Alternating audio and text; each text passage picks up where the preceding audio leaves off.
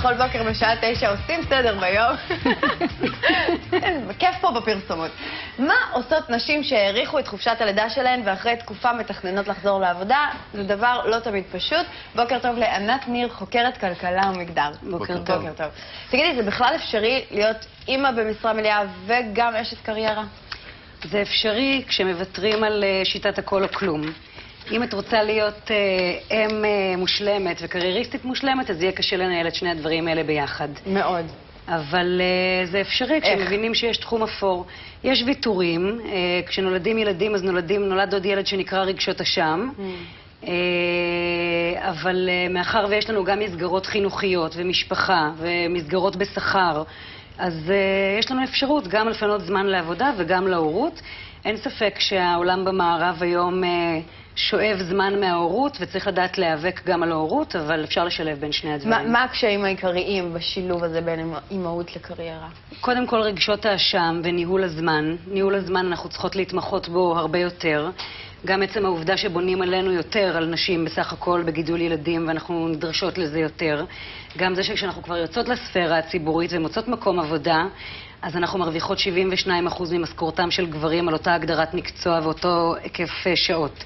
אז גם אם נעשתה החלטה בתוך הבית, שאנחנו יוצאות החוצה לחברה, זה קצת מורכב לפרנס את המשפחה ככה, לעתים קרובות.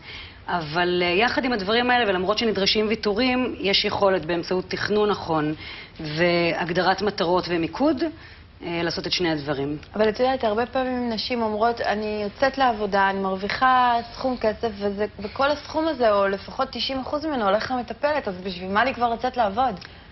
זאת באמת שאלה מאוד גדולה, שאולי אצל רוב הנשים, שבמיוחד שאנחנו בחופשת לידה, ולפעמים זה קשיים של התאוששות, אם זה ילד ראשון זה התאהבות שאי אפשר להכיל אותה, נורא קשה אחר כך לצאת ולעבוד, ולפעמים זה באמת נכנס כשיקול. זה יכול להיות שזה נכון לעתים, אבל ברוב המקרים צריך לקחת בחשבון גם את העניין שכשאת יוצאת ממעגל העבודה לתקופה מאוד ממושכת, יש לזה השלכות. כשאת נמצאת במעגל העבודה, למרות שאולי הכספים מתקזזים וזה נראה שזה לא משתלם, את שומרת על הוותק שלך, את שומרת על הרעננות שלך, את שומרת על היותך בספירה הציבורית בחוץ, ויותר מזה, וזה גם שיקול כלכלי, את שומרת על זכויות סוציאליות. את חוסכת לפנסיה, יש לך ביטוח בריאות, יש לך תנאים מעבודה, הדברים האלה הם משמעותיים. יכול להיות שנשים צריכות לפתח יותר את התחום של עבודה מהבית, מה שנקרא, כי אני לא רוצה להישמע שוביניסט, וזה נושא שאנחנו מדברים עליו הרבה, אבל אין מה לעשות, גם הטבע מכתיב איזשהו סוג של התנהלות מול הילדים במסגרת הנכונה במשפחה. יכול להיות שזה סוג עסק שצריך להתפתח יותר, ורק נשים יכולות באמת לפתח אותו. אני לא מסכימה שרק נשים יכולות באמת לפתח אותו, שהטבע יצר אותנו ככה. לא, לפתח עסק שמנוהל מהבית. אני בהחלט מסכימה איתך שנשים יכולות לנהל עסקים טוב יותר מגברים כנראה. אני לא אמרת. אבל לא, אתה אומר, רק נשים יכולות להקים עסק מהבית, זה אומר שאולי יש להם יכולות נורא גבוהות. לא, אמרתי שלנשים יש דחיפות יותר גדולה, בגלל שנשארות יותר מהבית, בגלל עניינים טבעיים כמו לידה וזמן של... אם גברים היו מנצלים יותר חופשות לידה, ואם בספירה הציבורית היום משלמים לנו אותו דבר, לי ולך אותו דבר על אותה משרה, יכול להיות שאתה היית היום עקר בית, ואני הייתי אשת קריירה, והיינו מסתדרים. זאת אומרת, עצם העובדה שאני אישה היא לא ביולוגית, אלא אני הורה, אבל אני הורה שנדרש יותר בגלל שאני אישה, ואנחנו חיים בחברה שהיא מתנהלת באופן מסוים. אבל לגבי השאלה של מה שנקרא משרות אם, שזו בעיה בהגדרה, ואולי צריכות להיות משרות שמתאימות להורים. זה הגדרה שאת העלית אותה, לא אני. זה משרות, לא, אני אומרת כי היא הגדרה מפורסמת בחוץ, אני מעלה אותה כי היא קיימת, עם מה שאתה אומר אני מסכימה.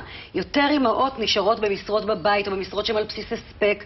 או במשרות שהן לאו דווקא באמת רוצות אותן, אלא בגלל שהן משרות שהן נוחות ומאפשרות להן להיות עם הילדים. ואם קודם דיברתי על תחום אפור, ולפני כן היית סמנכ"לית שיווק של קואופרטיב ענק, ועכשיו את מתכוונת לרדת בהיקף המשרה, במטרה להשקיע בהורות, וזה נפלא. אז כן, יש איזשהו צורך לתפור משהו שאפשר לקיים אותו, ועבודות מהבית הן עבודות נפלאות, עבודות שעל בסיס הספק ולא בסיס שעות הן עבודות נפלאות, בכלל עבודות שאפשר להנדס בין הדברים, גם עבודות עצמאיות המון פעמים. אז זהו, אני רוצה לדבר איתך על עצמאיות שיש להן עסק. אז איך הן יכולות להישאר רלוונטיות גם בחודשי, נגיד, חופשת הלידה שלהן, למשל? עצמאיות, באופן כללי, עצמאיות גם בתכנון כלכלי, ללא ילדים של החיים, נדרשות לתכנון יותר רציני. אף אחד לא חוסך לך פנסיה אם את לא חוסכת לעצמך וכדומה. אותו דבר לגבי העסק. בדיוק, אף אחד לא משלם לך ב10 לחודש משכורת, את צריכה לייצר לעצמך את הפרנסה. זה מאוד תלוי איך העסק שלך נראה, אבל באופן עקרוני זה דורש תכנון הרבה יותר מוקדם. אם מישהי שהיא שכירה צריכה ככה לקראת הלידה להתחיל לחשוב על הדברים ולתכנן, ובחופשת הלידה לדחוף את עצמה, לצאת החוצה, כי זה דבר שהוא חשוב. גם עצמאית אבל. גם אז עצמאית על אחת כמה וכמה, וגם התכנון חייב להתחיל הרבה יותר אחורה, כי במקום שאת מתפרנסת בו במשרה בשכר, המקום ימצא לך מחליפה, ופה אם את צריכה למצוא מחליפה, ואת גם צריכה למצוא מישהי או מישהו שלא ישתנה העסק, זה תלוי, אם גם העסק מבוסס עלייך, זה מאוד מורכב. אם זה קישור שלך, אם את קוסמטיקאית או ספרית, או עושה משהו במשק ביתך או באיזשהו עסק קטן, זה מאוד מאוד מורכב, ויש לפעמים עסקים שיותר קל לנהל אותם, זה תלוי במקרה, אין סיכוי שזה לא אפשרי. את לא חושבת שנשים צריכות יותר לפתח את כי יש לך איזושהי התנגדות מאוד גדולה למה שניסיתי להגיד.